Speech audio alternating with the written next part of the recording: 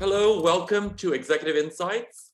Today we will be covering the topic of marketing with 5G. And this is, I'm so proud to say this. This is our 30th webinar we've done since 2020. And in this series called Executive Insights. And this is the 6th collaboration that we've had with AAMS. Today I have two friends from the industry here to share what they know about 5G and to get all of you prepared for what this revolution will be. They are none other than Jim Lim, who's from the NUS School of Computing. And then we have someone who is what we call a policymaker. Hey, David, who's from IMDA, who will kind of share with us what's happening in Singapore and what we can look forward to. So, hi Jim, hi David. Good morning.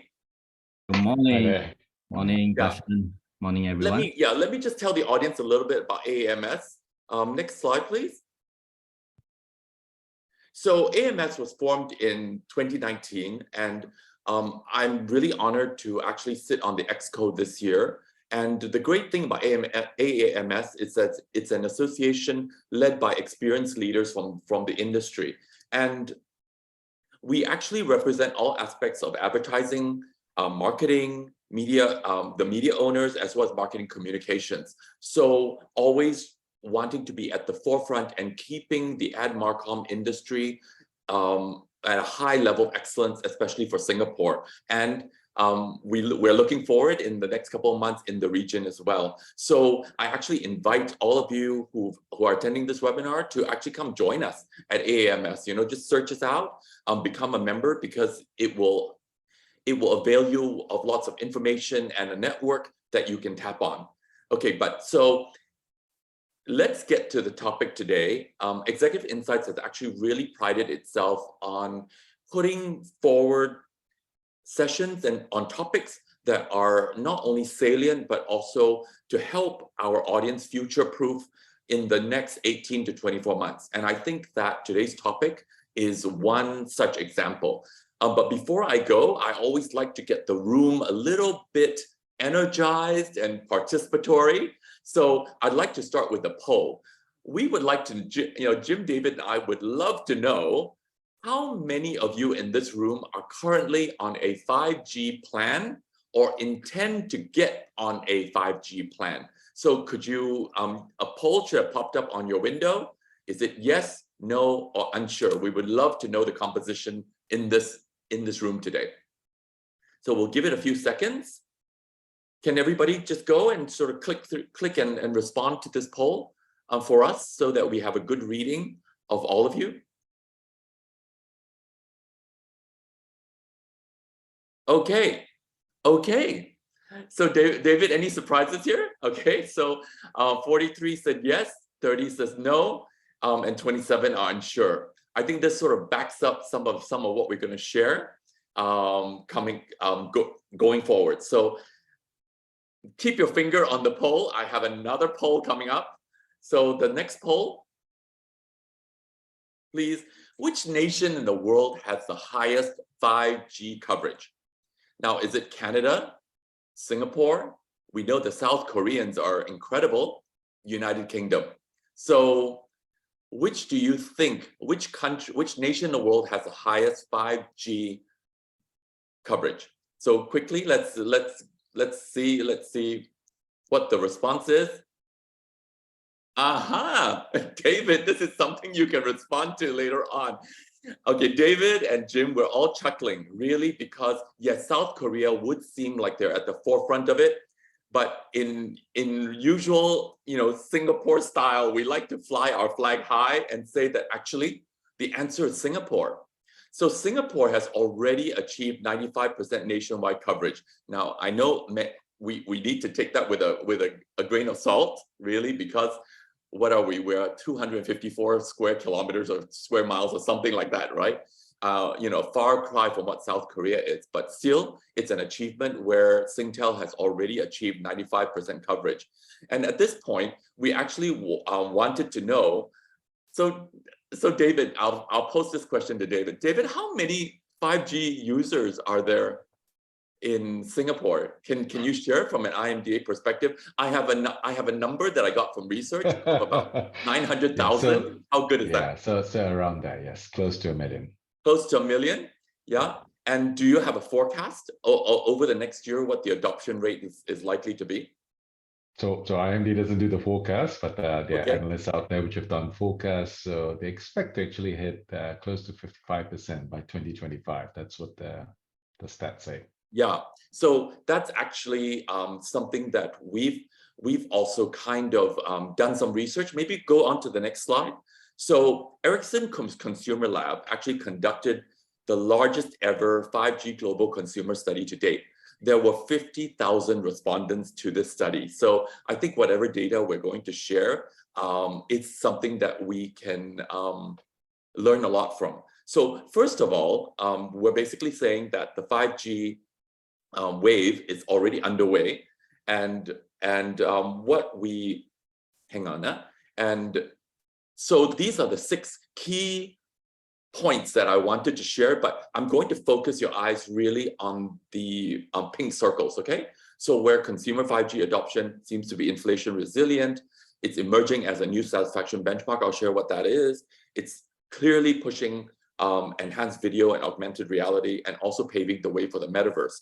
So the great thing, we've got Jim here today that's going to kind of dispel my very noob thoughts about 5G, and the fact that, when I first spoke to Jim, I was like, 5G, it's all about speed, isn't it? And Jim was like, no, Dasheng, it's a lot more than that. So he's going to tell us what that is.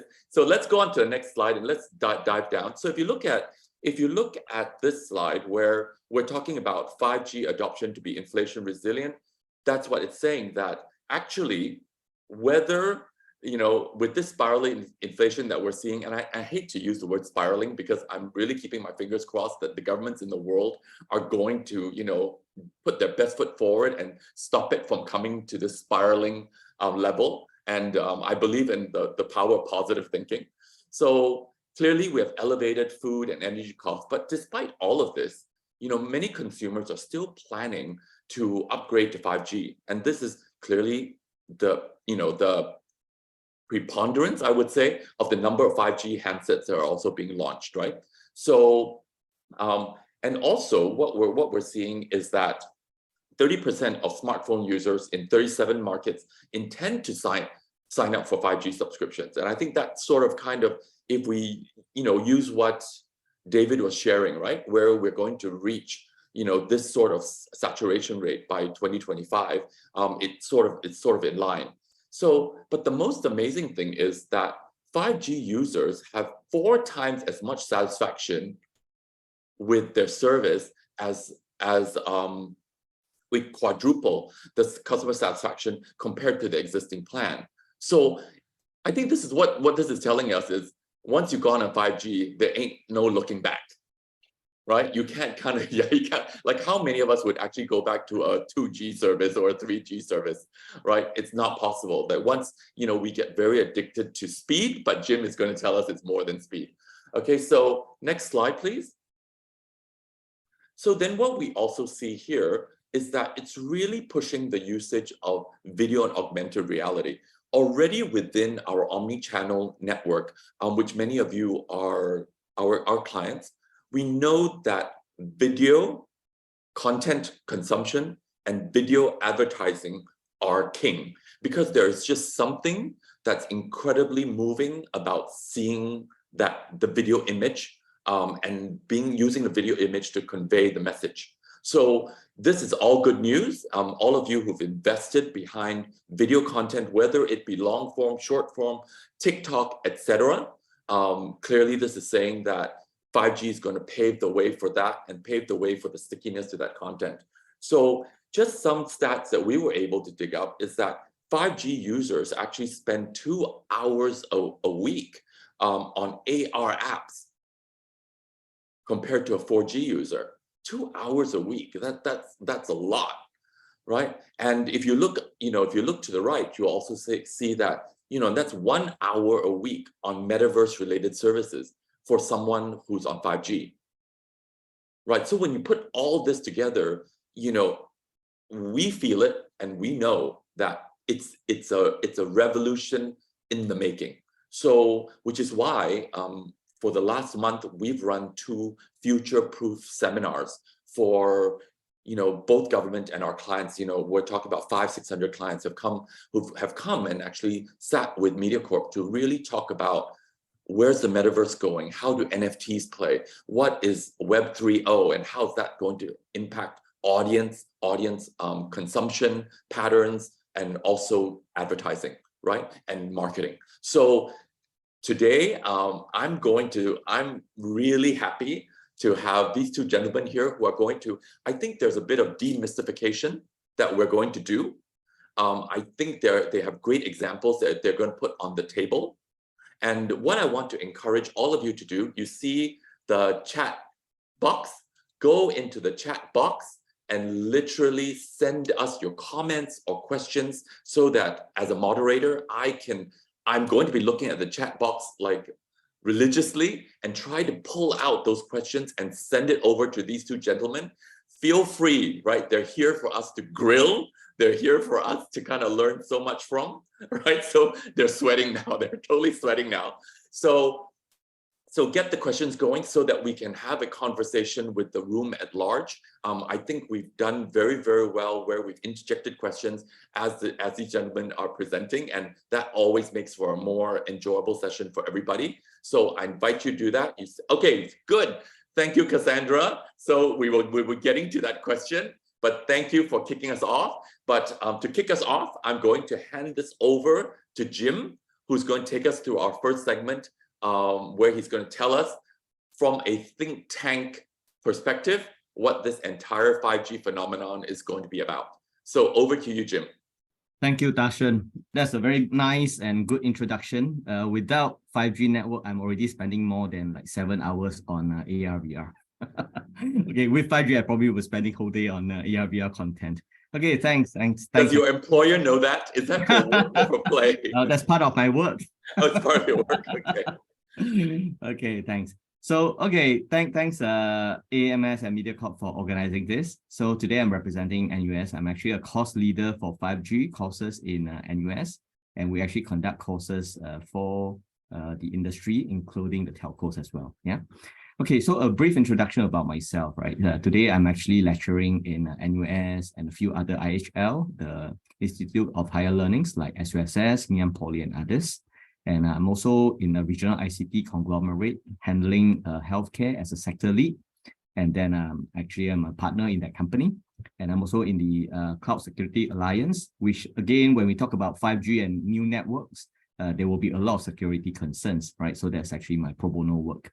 Okay, and before that, what makes me eligible or qualified to talk about 5G, right? So I work in telco industry for more than 20 over years in various companies, right? In Israel, NASDAQ listed telco software company, and then in an Indian British telco service provider, as well as in an American consulting giant doing transformation for the telco industry. Yeah. And right before my current job, I'm actually the founding CEO of a joint venture between Grab and Ping An Good Doctor in China. Okay, and there's a lot of use cases that we actually use from 5G perspective. And of course, I was a regional CTO of Huawei as well. Okay, next slide, please. So let's take a look at what's 5G, right? So everyone is so excited about 5G. But before we look at 5G, right, let's look at the evolution of mobile technology, right? 5G, G stands for generation. It's a 5th generation network. But if we look at in the 1980s, when we start with 1G, right? Everyone will remember that water bottle telephone, right? In Chinese, we call it the 大哥大. Okay, you see it in many of the Jack Neo's movie as well, right? In the past, right? So this is a famous one. You can use it like a brick to hit people. Okay, but that's where voice call actually come about. So we were so happy because before that, you can imagine the older generation will imagine that we use a home phone, right? Telephony in the home. But with 1G coming out, we are actually able to do mobile phone, right? If we move on to 2G, that's in the 1990s, you can see that almost every 10 years, we have one generation of mobile technologies, right? So 2G is a time where I still keep this phone, by the way, right? Nokia was a king, right? Everyone is so happy using a Nokia phone with a text and talk, right? You can do texting, SMS, and all those things. So SMS was a killer application when 2G was launched. Now let's move on to 3G, which is in the early 2000s. That's when actually I was launching systems for Singtel at that time. So that's where we have, in between we have BlackBerry and others, right? 2.5G and all those things. But 3G is really the time where we can actually use mobile internet. We can use data. The concept of data came about when 3G comes. And that's where we actually have what we call OTT players, over the top, right? People like WhatsApps, all this thing came about. Imagine how many of you call a 001 or 009 international direct call, IDD, anymore? You don't, right? We all use WhatsApp. And the telcos are actually being hit because they cannot monetize all this thing, right? So data is actually the thing, which is a killer application for 3G. Then let's move on to 4G. So everyone is thinking, hey, I'm already happy. I can do WhatsApps. I can save on my mobile bill. Why do I need 4G? So 4G, when it was launched, I was at that time in Taiwan. Taiwan launched 4G before Singapore. So at that time, we actually thinking, hey, what's the killer application of 4G? Right? Then slowly after 2 years, we realized that actually the social media, the video content, right? Your Facebook, your TikTok, your YouTube becomes so popular that people start watching videos on the MRT. You can see that every day today, right? So video and social media is the killer application of 4G. Now it comes to 5G. What is the killer application? If today I ask you, just now Dasheng asked, how many of you actually subscribe to 5G plan? And how many of you, what do you use 5G for, right? I don't know what's the answer. Later on, we can have a discussion. Probably today, you feel that maybe it's just faster speed. That's why everyone thinks that 5G is just about faster speed. Jim, yeah. Jim, I encourage everyone to, so that you get your circulation going, keep typing in the chat box. Go ahead and tell us what you're loving about your 5G plan. For those of you who are 5G, and what do you pay it for? Yeah. You subscribe 5G, but what do you use it for apart from watching video, right? So I think this is the question that everybody have in the industry as well. So what is the killer application of 5G? I was in China. There's this foldable screen. There's this LED that's called Royal. There's a company that try to show some kind of implantation into your bodies or even on the T-shirt, on your cap. So is this really the killer application of 5G? Actually, nobody really knows. What we know in the industry today is that probably the enterprises, right, is going to drive 5G adoption before the consumer do. Okay, so let's move on to the next slide. So that's where we see the world is chasing 5G. You can see the animated videos there, right? There are multiple industry revolutions that is showing what the 5G applications is for. And if we take a look at the statistics, right?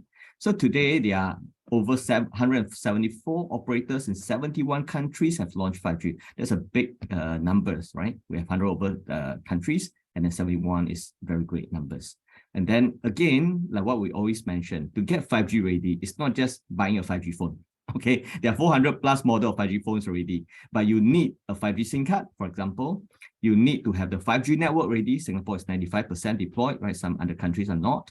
And you also need the spectrum. That's where the 70 plus spectrum ready is very important. That's where probably David will talk a little bit about that, because Singapore took some time in the past 1.5 years to clear off some spectrum that was used for other purposes, such as satellite and others, to refarm it for 5G use. So we are actually ready with that. Some countries are trying to still retire, let's say the 2G, 3G network spectrum, right? Especially a 3G spectrum, and some even 4G spectrum to get it ready for 5G.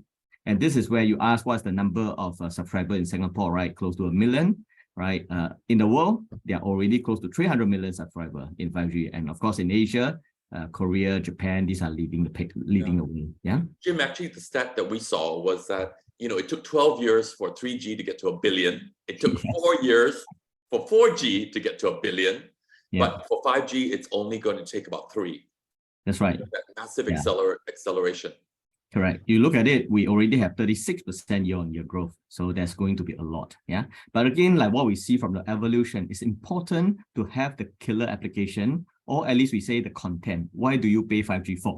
Right. So that's the questions that everyone is trying to find out. Okay. So that's why I asked, what are the real use cases? Is it just faster speed? If you ask me to pay double the price of what I have of 4G just to get faster speed so that I can watch my video, probably I prefer to watch it at home, right? So there are different things that we need to consider, right? So let's move on to the next slide, right? If we look at it, so when we talk about faster speed, right, it is more the central, the middle pillar that we call throughput. So 5G is actually, if we look at the next comparison to 4G, 5G is actually 10 times faster than the 4G, as well as the number of throughput. The throughput is important because, again, how much data you process, right? The speed of it is actually linked to the throughput, right? But 5G is not just about speed, as we say, right? There's actually listing about latency, right? I don't know how many of you know about latency, but you can imagine that you want to watch a video, there's a lot of jiggling and then not very smooth.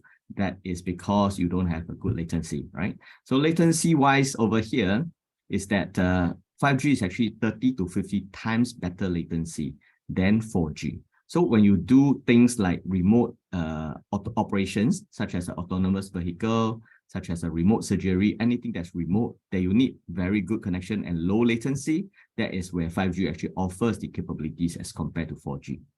Another key capabilities is the connections. So we always talk about this connected devices, connected world. This is where, and Singapore wants to be a smart nation. So the number of connections, because we have so many IoT devices, whether is it on the street light, is it on the traffic light, and so on and so forth, to get all these connections working together, or this device working together, you need to have the connections. And 5G actually allows 100 times more connections per kilometer square as compared to 4G, right? And then mobility, so 5G travel like the speed of a high-speed rail of 500 kilometers per hour. So that really allows you to have a very good user experience. Right. Last but not least, the capabilities 5G offer is this thing called network slicing. I wouldn't want to go into too much details technically, but basically you can imagine how do we ensure the QoS, the quality of service, ensure the SLA, service level agreement of different applications or use cases, because I'm going to put them into different layers of things. So you can imagine I have a layer of just IoT, Internet of Things devices, all on that, right? And then I have a layer just for remote surgery because I need low latency there, but I probably don't need to have a lot of connections. So in 5G, I can define, because it's a software-defined network concept. I can define different slices, just like slice of cakes, for different use cases and applications. Okay, next slide, please.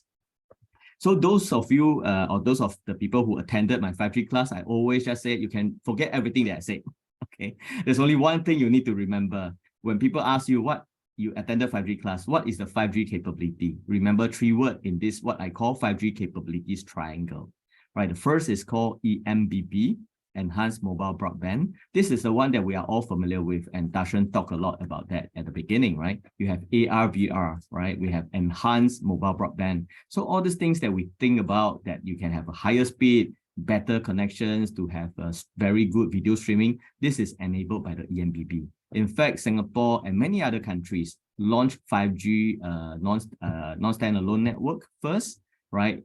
Is to enable the EMBB capabilities first, okay? And the other two is, one is called MMTC, Massive Machine Type Communication. Again, imagine this to be like your smart connected world, where you have all the devices from your TV, your lift, your wearables, your IoT devices on your street lamp, and all those things being connected, right? And your smart metering. So this is really the MMTC. And last but not least, the URLLC, which is your ultra reliable, low latency communication. This is really making full use and showing the capabilities of 5G, which 4G cannot do it. Right. So you want to do a remote surgery, whether is it robotic assisted or by yourself, right? Without the low latency, a split-second error or delay can cause the patient to die. Okay, yeah. So that is very, very important. Same thing. Yeah. Jonathan in the chat box has said nothing about 5G has excited me as of yet. So hopefully you can bring this to life or show us what's in the pipeline. Sure. I think, David, I think it's squarely on your shoulders on this one. Okay, so I mean, as a consumer, there may not be so many excitement to some extent, I agree, but 5G is really important to drive the industry transformation, and when the industry is transformed, the consumer will actually benefit from the use cases. Yeah. Okay, so again, Jonathan said not excited, probably you haven't played drone yet. Okay, but again, playing drone, you don't really need 5G. Okay, but drone with a 5G can actually have, again, like connections, right? Multiple connections. Connected drones can do really smart agriculture. And that's already happening in some of the countries, in even Middle East and Africa, right? The Chinese company actually invests a lot in the 5G network and launch such application that helps the smart agriculture to really fast track in those countries. Then, of course, AR, VR. Today, you may not be playing AR, VR game, or you may not do what we call smart tourism, where you can wear that glasses and you can walk alongside Marina Bay Sands without being there, or you can actually do like what I used to experience in the lab, right? Without going to the safari in the Africa, I can run alongside with the lions, right? Using the AR/VR glasses and the content. So this is something that the smart tourism is actually pushing for. And of course, live streaming, application streaming, as we say, these are the high bandwidth applications that you need 5G to really ensure a smooth user experience. Yeah. The next slide is something, again, more from an industry perspective, and we as users will slowly know about that. Smart metering. You probably heard that in Singapore, there are a couple of HDB estates already installed with the smart meter. We call it the water meter, the electricity meter, and the power meter, the smart metering, right? So that already happened in Singapore. Again, do you really need 5G to do that? No, when you just have a silo or a small population doing that. But if you want to have the entire Singapore doing that, you will need to have reliable networks and fast networks like 5G to do the smart metering. Another key thing, robots. We see many robots running around nowadays, right? From I go to Bedok Reservoir, there's a petrol robot. Right? I go to Singapore General Hospital, there's a concierge robot that guide us for wayfinding. So robots is going to come out more and more. And again, do you need 5G to run robots today? Probably not. But when you have more and more, where you need to have the connections, that's where 5G play a big part in the robots. And to a consumer, right? I mean, some of you may think that it takes up the job, but it's better that we put some of these robots in the food court, then you don't need to clear your tray and your plates. Right? So that helps, okay? Yeah, and Jim, maybe you can also kind of, there's a good question, right? Because all of this seems really exciting, but the question is, now we're so reliant on this infrastructure. So what, in what ways is the core infrastructure being buffered or protected so that it doesn't go down with some of these, critical? Is it from the slicing of the network? So there are two parts. So whenever telcos launch network, there is definitely redundancy being imposed, right? Okay. Being applied. So that actually protects the network. If you're talking about from a security perspective, 5G, without going into the technical details, there are 5 layers of security, more than 4G. Okay. So it covers the network as well as the endpoint, the end user computing. So it really protects there, yeah? And then, okay. The next slide, this is talking about the global B2B opportunity. As we mentioned, right? 5G, from a pure consumer perspective, you may just experience it as a faster speed when you do AR, VR, but it is really something for the industry transformation, for the enterprises. So you can see the percentage here, but I probably just zoom into healthcare because it's the largest, 21%. And today I'm doing a lot of healthcare applications at work. So in healthcare, we always talk about remote surgery as one of the key use cases of 5G, because it really uses all the capability of 5G, especially the low latency. And China has successfully, as well as US has successfully demonstrated the remote surgery when they actually serve the patients in rural countries or rural areas. So that becomes very important in large countries like Indonesia, China, and so on and so forth, where the rural area may not have the access to quality healthcare, right? And you cannot move the patient around. Maybe they really need to be operated. So 5G really bring a lot about that. And that's why the United Nations, under part of their capabilities, they also focus on providing accessible healthcare and quality healthcare to the rural areas. Yeah. Maybe next slide. So a quick snapshot into back to Singapore, which I think I will leave the time to David to talk more.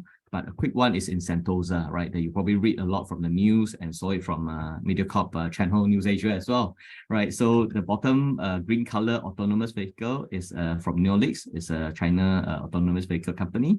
They partner with Grab and NCS to do food delivery in Sentosa itself, right? So when you order food, instead of humans selling to you, you can use autonomous vehicles to send that. And that's using 5G capability, because Singtel actually planned the entire 5G network in part of Sentosa so that you can actually experience, right? You can just go to Sentosa and experience that. And of course, on the top right-hand corner, there's a road sweeper. It's again an autonomous vehicle road sweeper, so people are controlling from the console. And imagine when you have more and more this road sweeper, instead of hiring drivers for each of this, you can have someone centrally controlling it from a console room. Yeah. And of course, AR VR content itself in Sentosa, where you can go to the aquarium and other things.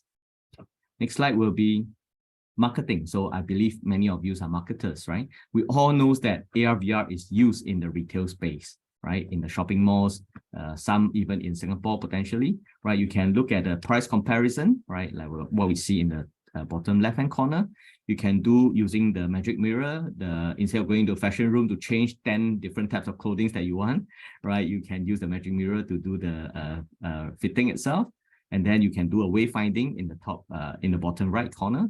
And then you can even use an AR/VR to try to grab something and try to see what's the price, comparison of prices across shops, and so on and so forth. So from a marketing perspective, this is very important because the data that you collect through all these user inputs can actually help you to do a lot of personalized marketing, right? So you know what customers prefer, and it also helps in your supply chain at the back end and your operation costs because you know, for example, all the black color t-shirt, everyone try but nobody buy, right? Things like that. So you can collect the data, you can fine-tune your entire supply chain and operation costs. So from a business perspective, this is very important. And from a marketing perspective, this is very helpful because you can do very personalized marketing with the immersive experience that the user will get as well. Okay. Right. So Jim, actually from the previous slide, some of that, I mean, one thing that's really been on our mind really is data, right? Data about your clients, first party data and all that. So seems to me that many of these AR, VR experiences would give a brand the capability to actually build up a large repository of their own first party data. That's right. That's right. The data, as we always say, right? Data is the new oil or new water, right? So data is never important, but collection of data without the 5G network, very soon with all this massive data, your 4G network is going to choke up. You can't even collect them properly, needless to say about analyzing them and then doing insights-driven marketing activities on them. All this action and collection, you need to have a big pipe like a 5G. Jim, before you go on, can I just ask this one question that's in the QA box? One of the attendees said, my friends are saying 5G network in SG is not exactly that fast. They are on Singtel. Like, what can we expect from 5G? So, you know, from an experience standpoint, when this attendee says that it's not exactly that fast, like, is the expectation wrong, or you know? Well, what's happening there to make people feel as if the 5G network is not that fast?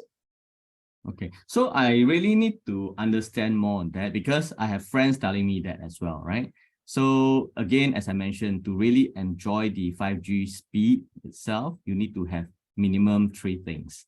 You need to have a 5G handset, which most of us have. You need a 5G SIM card, which most of the people do not know, okay? Then you need to have a 5G plan. So I get 5G network sometime on my 4G SIM card, on my 5G SIM card and 5G phone as well, although I'm not on a 5G plan, right? I get that sometimes as well, but that's more testing. So we really need to ensure we have all these 3 components before we compare the 5G. And of course, now we are 95% cover. So in some places, there will still be blind spot, and then there will also be a 4G, 5G handover scenario. So that may not be that seamless to some extent, but I'm sure by next year, March, when we are hopefully 100% covered, right, and more people move towards that, it will be much better. Yeah, we have an attendee, Irene, that seems to be mirroring your comments about 5G and data collection. So all good. Okay, great. So let me just quickly move on to other potential marketing opportunity with 5G. First thing is in outside Singapore, potentially, there's a lot of countries already using 5G drones or autonomous vehicle, right, with 5G network to do delivery and logistics, like the KFC thing, that's in China, right? And actually, I think recently they did in Thailand as well, right? So KFC actually, instead of sending your delivery man, they use a driverless KFC food truck to deliver the KFC that you order, whether online or through phone. So the experience was good because apart from going very direct, and they can actually have real-time data sharing, right? To say, hey, due to traffic, I'm going to be delayed and all those things. Imagine a driver or someone cycling and trying to type in all this information, it can be potentially a problem. So with the connected devices, right, under what we call fleet management concept and powered by 5G network, right? So the autonomous truck itself or the vehicle itself can actually pass data back to the consumer to say, sorry, I'm going to delay 10 minutes because of traffic, blah, blah, blah. So it's a connected application and devices. They can connect to the Waze, the Google Map, and all other things to pass on real-time data analytics and inform and give the client or consumer a very good experience. Same thing for Jingdong in China and Amazon in US. They are all using drones to do the delivery itself. And that is also empowered a lot by the 5G network. Okay. The other thing is, I think Singapore talk about healthier SG now, where we want to move a lot from primary care to remote or community-based care or even home care, right? And again, we have a shortage of care assistants or nurses, right? So that's where the robots is helpful. So in Japan, right, mainly these robots are from SoftBank. They already are doing a lot of personal care and assistance, right? Imagine this robot, they are not just stupid robots or whatever. They are implanted with AI, ML learning capabilities where they can actually react, right, with all the data, the interactions collected with interaction with the patients or the elders. They actually can customize the reaction accordingly. So this will become a trend, to be very honest, in an aging society, including Singapore. Okay. Then we talk about entertainment. That's something I think Mediacorp, Dasheng, we're very familiar with that, right? So immersive experience in entertainment. So instead of just sitting there watching a soccer game or watching a concert, you want to have interaction as well sometimes as an audience, right? And with the 5G capabilities, you can actually look at the players' history, their scoring pattern and all those things, right? Even give comments when you're in a stadium. So the social interaction in entertainment become very important. Yeah. Yeah, absolutely. I think I hope everyone's watching the World Cup. You know, the number of upsets that's happened over the last 3 days, it's crazy. But many countries now have adopted a multi-screen approach to the World Cup, and broadcasters in these countries, you know, have different overlays, different things you can do on your phone. They're collecting data, they're collecting comments, they're surging engagement. So all of this is, you know, coming on. It's here. So it's not even something that we think, oh, it's a future. It's here and it's being used to very, very good effect to deepen engagement for any piece of content. Yes. In fact, you can do a lot of marketing activities with exactly social media as well, right? Yeah, exactly. On the second screen, let me tell you, the second screen is a great place to be pushing fast food bundles for the World Cup. I'll tell you that. Yeah, that's true. That's true. Yeah, great. Okay, so in this slide, as you mentioned, the future skills, right? So what we want to say is that everybody thinks 5G is very important. Yes, it's important, but 5G cannot be a standalone technology that enable all these things. It's actually a future ecosystem of the future skills. So example, we talk about AR/VR, right? You need to have AR/VR capability and technology and devices to leverage and to really use the power of 5G. Same thing for big data and artificial intelligence, right? To do a lot of all this social media, the interactions, right? You need to actually have the big data and AI capabilities, right? The skills and the experience and the use cases, and then you can actually write on the 5G capability, the 3 capabilities that we talked about, right? And of course, other things like IoT and blockchain, where again, 5G will give you the necessary capabilities to enable and to run along with all these future technologies. Okay, so with that, actually, I kind of summarize it over here. Yeah, and hand over back to Dasheng. Hey, thank you so much, Jim. That's a lot of ground you covered. And maybe just to take us back to Singapore a little bit, we'll hand it off to David. David? Hey, thanks, Dasheng. Thanks, Dasheng. Thanks, Jim, for a good insight and a wonderful primer for 5G. Now, I've been monitoring all the questions which everyone's asking, and I will try and answer some of it in my presentation. Great. Thank you, David. But if I don't, please stop me, all right? So before I start, I think a lot of what the messages I've seen, the users saying, hey, you know, I'm on 5G, I don't see any difference. I don't know about whether I should go to 5G, and I think Cassandra's point about content, what's government doing in terms of helping creating quality content on 5G. I'll cover that in one of my use cases later down the line, so just hold on. But I want to set the context straight, because 5G actually is an enterprise play versus a consumer play. And I need to say why. Because the investment required for 5G is not going to pay itself off from the consumers, to be honest. All right, 5G will only pay itself off once the industry or the enterprises start adopting that. And then the question you will ask is, why does the enterprises need to adopt 5G? Now, and I think Jim touched a bit about it earlier. 5G gives enterprises what we call a wireless network. And then you will say, hey, enterprises got Wi-Fi. Yes, they do. Wi-Fi is an unlicensed spectrum, meaning that if you use Wi-Fi, you cannot guarantee the quality of service on Wi-Fi because it's unlicensed. People will get on it and you will get congested and nothing can be guaranteed. Whereas 5G is a licensed spectrum and the mobile operators can give you a quality of service on that wireless network. And that's the big difference. So 5G is actually an eye-opener for enterprises to now mobilize their operations and give them access to this new form of wireless infrastructure, which they didn't have before.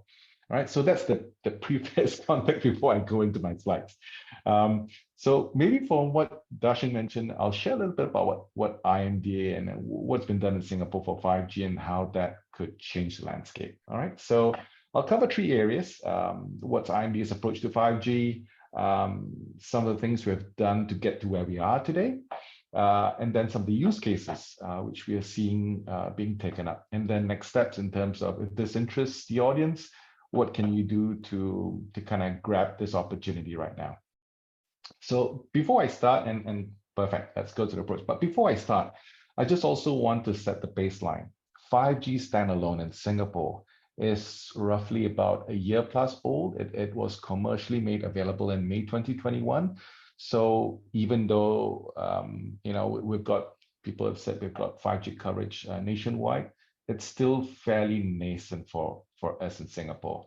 And to the question around, one of the audience asked, my speed in 5G is not super fast and not dramatically different. Yeah, exactly. And what Jim mentioned is absolutely true. There's several factors which affect the performance, but nevertheless, because 5G in Singapore is still nascent, you're absolutely right. The speeds we're getting in Singapore is not the maximum 5G speeds we've seen in Korea, in China, even in some countries like Thailand. I'll give you the speeds. They run close to an average, almost double of what we see here in Singapore. Wow. So what does that tell us? Yes. So we have to prioritize that. There's several reasons and rationale to why that's the case. That it could be the size of the network when they built it out was meant to scale to a larger volume, so the immediate backhaul capacity could be higher versus what you do for Singapore, where the populations are smaller and you don't build a network for 200 million users, right? You build a network for about 4 or 5 billion users, and then you scale that up accordingly. So some of the initial speeds you will see in some of the countries are very, very high in 5G, and Singapore is nowhere near that, to be honest. We're probably we're probably just above average, so above the 50 to 60% range, but not in the top 90 percentile. So do you think that that impacts enterprise adoption in any way? So that's an interesting question, because for enterprise, what the operators can do, they can actually size the 5G network for the enterprise usage. And the numbers I shared with you are just for general population. So that's a very different equation altogether. So let me jump straight to IMDA's approach to 5G. So we started this back off in 2020, and there's several things we needed to do, because at 2020, commercial 5G standalone wasn't available. So we really had to drive the awareness. So we started with doing that, and driving the awareness is one thing if you don't have the ecosystem. So we had to develop the ecosystem. When I say develop the ecosystem, means that you have the solution providers in that space, you have the handsets availability, you have the full partner, SI partners who can deploy this for the enterprises. That had to be developed on the ground. After developing that, then it's also now working with the enterprises out there. Hey, what's your 5G use case? Hey, do you really need 5G for this? Or can you just rely on Wi-Fi? Can you just use 4G, right?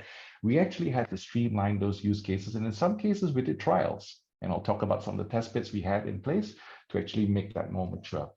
And then once we get a lockdown on those use cases, it's actually getting that to transform the business, right? And that's the actual delivery of that 5G capability. Because 5G is meant to enable your business transformation process. It shouldn't be just, oh, I got faster bandwidth, I got lower latency. It has to enable something you couldn't do before 5G came about. And that's really the key story behind what we're trying to do here at IMDA. Next slide, please. Okay, so maybe a quick snapshot about what we did as a program. So the government started off with a 5G trial program, I think back in late 2019, and it actually kicked off in 2020, where we started off with a few trials. And these trials were just trying to understand how 5G can be applied to various industry use cases. And I'll talk about that later on. But there were no commercial deployments. Now, early 2021, we started a second program, and this is where we're at right now. We're now taking the lessons we learned from those trial activities to now take 5G into commercial enterprise adoption. And from our trials, we learned 3 areas of focus for where 5G would help the enterprises transform. And Jim mentioned that earlier. AR/VR is one area. IoT robotics is another, and applying video or AI analytics on the data you collect is another key area. All right, so that's how we've seen the enterprises adopting 5G, and I'll share a little bit about the use cases moving forward as well. So in the Singapore landscape, as I mentioned, we started off with a trial program, and if you can click the mouse, you can see that we embarked on 7 trials. Next clip, please. After the trials, we actually took the lessons learned from those trials and actually created test beds. In Singapore today, we have 5 open live test beds, and these test beds are available to anyone in the public. So to Cassandra's question, if you have a content you want to create on 5G, you're free to use this test beds to build your content out and try it and make sure that it's really tuned to 5G. And I'll talk about some of the use cases coming up from that later on. Next slide, please. And as I mentioned, tranche 2 of that program is actually taking the trials, the lessons learned, and use cases which we know works well with 5G and actually commercializing this. And today we've kind of announced, IMDA has announced 3, but in essence, there are about 8 different projects happening right now. And this will go on till sometime next year. All right, and obviously the government has put a pot of money available to support this activity. But when the money runs out, the money runs out. So I'll share about how you can get access to that pot of money as soon as possible. Sounds like a Christmas gift. Absolutely. Absolutely. Early Christmas gift. Okay. All right. Just stay tuned for the Christmas gift, everyone. Stay tuned for the Christmas gift. So the trials, I won't belabor this, but the trials basically covered, if you look at the top row up there, it covered trials on 5G for sea use cases, 5G for air use cases, and 5G for land use cases. It also covered both a mix of enterprise and consumer use cases to see how this could be deployed. I think one of the most publicized one is how we have actually 5G enabled the ports infrastructure. And I think most of you would have read in the news that 5G is actually a big enabler for manufacturing or industry 4.0 transformation, right? So the use cases we did with IBM and Samsung are also key in that area. And obviously not forgetting the gaming side of things. We did a trial with Razer and Singtel as well. Okay, next slide, please. Now, but what's more important is now we've got all these trials, we've got those test beds now. This is the part where we actually bring things to life. Actually, we bring our 5G solutions to commercial deployments. And this is a very apt use case, which actually was deployed in July. I'm not sure whether all of you heard this, but this is Singapore's first 5G enabled live streaming event. And this was done for the Singapore Motocross at Siloso Beach in Sentosa. So again, I'm not sure whether everyone's familiar with this, but I'm sure Mediacorp and Dasheng is very familiar with this. In terms of actually broadcasting a live event like this, what normally happens is that they would dig up the beach and they would lay cables across the beach, and depending on how many angles you want to view this event. And a couple of huge trucks. Absolutely, the generator trucks to power all of this, right? That's right. And you would have to then position all these cameras about the beach, and we had 10 cameras deployed. And so if you didn't have 5G, you would deploy this and a wide infrastructure, and it's costly. It's costly not just to install it; it's costly to also remove it.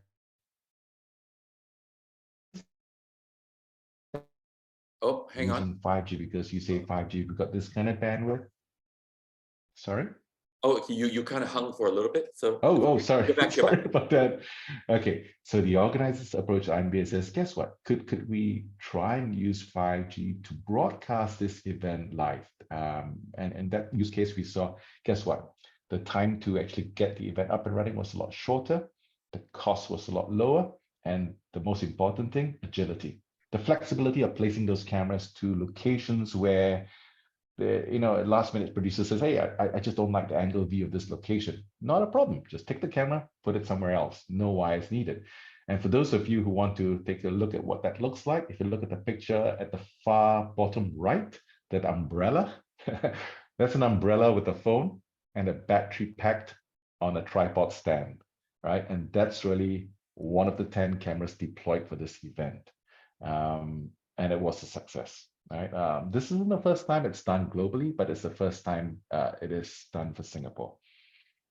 So again, if we're looking at other events beyond just live sports events, this could be an avenue which a lot of marketers could also evaluate and see how they can deploy this.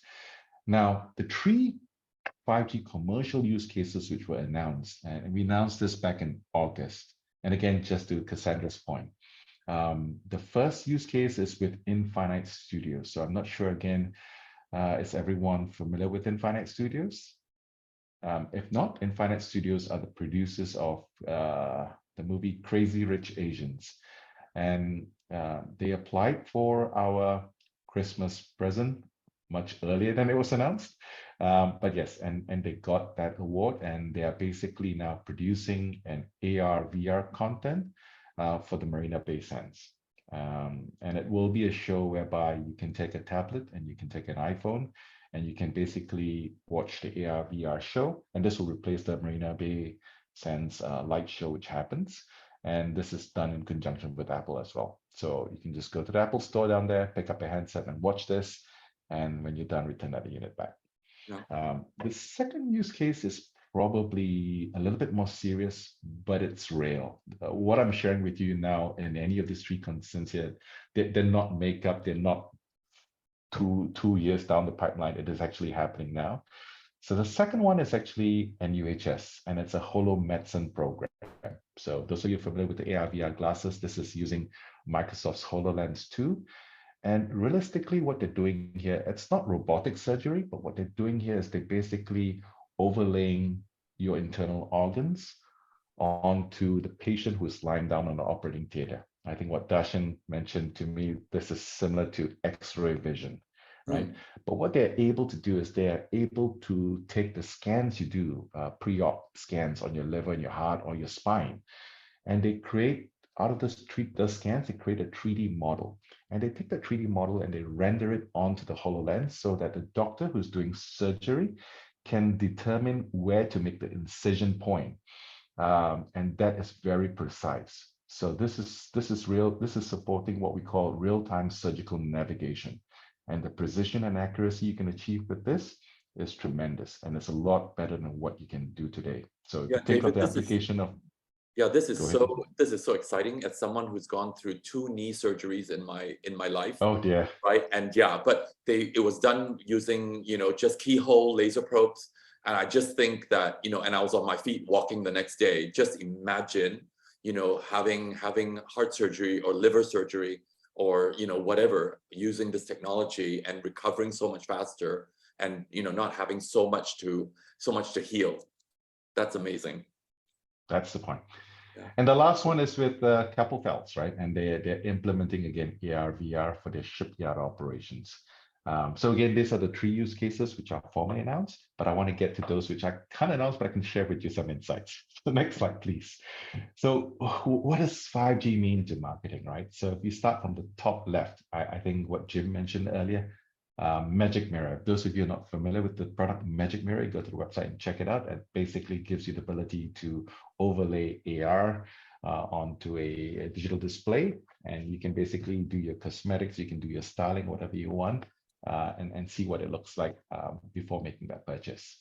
The second one, I'm not sure again whether this is too familiar. It's basically taking the information available through personalization, either through cameras or through sensors, to basically give you recommendations on the fly. And again, what I'm sharing with you here right now is actually available in Singapore. I'm not going to mention which shop, but if you go to some retail outlets today, you see that lady with the big screen on board. There's several products on the counter. Say there are 3 products. Depending on which product you pick, that display will change dynamically and give you a comparison what features this product have compared with another. All right. And there's this thing called the endless aisle as well. So we all know in the retail display perspective that there's just so much you can stack on the shelf.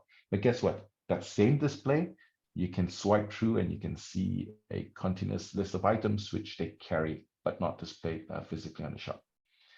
Moving to the right, 5G actually enables, and this, I haven't seen it so often, but it does exist. But what you see happening in the shops right now, you've got a sales assistant, which you can go up to and ask, hey, where do you sell this item, right? But in the future with 5G, that sales assistant is your key opinion leader as well. That key opinion leader is on the ground doing real-time sales broadcasting live to the internet items available in the shop. And those two actually become one with 5G. Yeah. And going down from the right-hand side, you will see with all this connected sensors Jim was sharing about, IoT sensors, camera sensors, built-in AI intelligence in the background, the ability to do shopping of retail items without going to a checkout queue counter is already a reality here. Pick and Go is a good example of that. Yeah. Amazon Go in the US is another good example of that. Right. So all this actually combined with the metaverse and all your gaming capability, I think this brings a whole new dimension, not just for the enterprises to transform the way they would normally transact their business, but it also gives marketers and insights into how they want to get eyeballs, get consumers a little bit more immersed into the activities which they're trying to push for. Yeah, okay. I think the stickiness factor is very good, you know, with this level of engagement. Okay, so I'll close off with the last 2 slides. I know we're running out of time. So if 5G is really going to be an area which you want to invest in, right? There's several things you can do right now to get plugged into that. Coming to the Christmas present, but not yet. Right? Yeah, so IMDA has got several programs in place. We've got webinars, we've got workshops in place, which the audience can tap on, right? And we don't do this ourselves. We do this in conjunction with the 5G Academy as well. We do this in conjunction with GSMA, and we do this in conjunction with Pixel Labs, right? We also hold ideation workshops. We hold technical workshops for people who actually want to actually get their hands dirty. The test beds, which I talked about, is a good example of that, right? We've got very specific industry segments as well. So specific to different industries, 5G does play a different role in there, or would be a key enabler for different items. So again, happy to share that with you guys. And last but not least, I think having connectivity to that ecosystem of providers out there in the market who can actually support this activity will be crucial moving forward. Last, the Christmas present. So IMDA has this program to defray the cost of early adopters who want to take on 5G. And this is a program that IMDA had launched back in 2021. And the pot of money is still there. I just want to share that. And if you've got a great idea or a great solution which makes use of 5G for commercial deployment, do come and talk to us. Or look at our website. You can download information and we can go through that program with you and see how we can be of assistance. So that's where I really wanted to end today. And that's wonderful. I hope I've answered most of the questions. If not, happy to take questions. Yeah, and I think I want to give Jim a big thanks for really clearing out the Q&A. He's been really hard at work. We've had some really good chats happening within the chat box itself. While you gave out this Christmas present, I wanted to sort of now bring on one additional guest that I didn't introduce earlier. His name is Chris. He works alongside me at AAMS for training. And Chris, I'm going to hand it over to you to talk about the training that's available. Hi, thanks, Dasheng. Good morning, everyone. My name is Chris, and I help run talent development at AAMS. So as articulated by Jim and David, we hope that you from this webinar you'll be able to consider the possibilities of 5G marketing beyond your mobile plan into omni-channels like live streaming, AR, VR, and the burgeoning metaverse. So with the rise of 5G marketing, companies will have to consider how they will communicate their marketing campaigns to customers. Now, to help agencies develop their employees' skills and expertise, AAMS has introduced the IPA's award-winning and industry-leading range of AdMarcom learning and development qualifications. The Institute of Practitioners in Advertising is the professional body that supports UK advertising agencies. Now, since 2012, the IPA has exported its world-class qualifications to over 22,000 advertising practitioners from 87 countries of various experience levels. Now, our IPA qualifications, as you see on screen, are conducted online by experienced industry practitioners. AAMS members will also enjoy special rates for all IPA qualification courses. So register your interest at aams.org.sg/IPA certs, or you can contact me at info@aams.org.sg to turbocharge your AdMarcom career today. Great. So moving on, we also run a program that is very germane to Dasheng's earlier point about spiraling costs. Now, since 2017, AAMS, in partnership with Workforce Singapore, or WSG, has been running our career conversion programs, or CCP, to encourage companies, be they MNCs or SMEs, to hire mid-career professionals with no prior digital marketing experience, and also to help sit mid-career professionals to reskill and find fulfilling employment in new digital advertising and marketing job roles. Now, AAMS, we've revamped our format based on participating companies' feedback. Our new CCP model is based on work-based training to help upskill your new hires' digital marketing responsibilities through structured on-the-job training. MNCs can combine our CCP with your own internal training programs, and SMEs can also tailor our work-based training CCP with CET or SSG approved courses. Now, the versatility and modularity of our new CCP model will ensure that your new digital marketing hires will spend less time in the classroom and more time refining their technical skills and competencies on the job. Eligible employees will receive up to 90% of salary support subsidy grants to help defray your manpower costs. Now, we have monthly intakes, and should you be interested, we hope to receive interest at please contact us at our website or the email address you see on screen now. Yeah, all these programs are, and what David shared and what you shared are so incredibly good at helping everyone manage their costs. Right. So one more, right? One more, Chris? Yeah, one more Christmas stocking. From Jim. This is actually from Jim. This is a stocking from Jim. Yeah. So if you came away, if anyone came away from today's webinar hoping to deepen your knowledge in 5G for enterprise use, you get the details. You can see the details, and of course you can receive up to 90% funding, and you can contact the contact information on the screen there. The trick here is to go for this professional certificate, get the 90% funding, come away with that great idea, well, then you call David and get more money from the IMDA. So there's a lot of free gifts going around here, Christmas gifts. Absolutely, double dip or triple dip. Yeah, double dip and triple dip, exactly. So we've come. Thank you all for staying with us through the last hour. I think, we're kind of a little bit longer than our usual time. I really want to give a heartfelt thanks to Jim and David and Chris for making their time and joining us here today.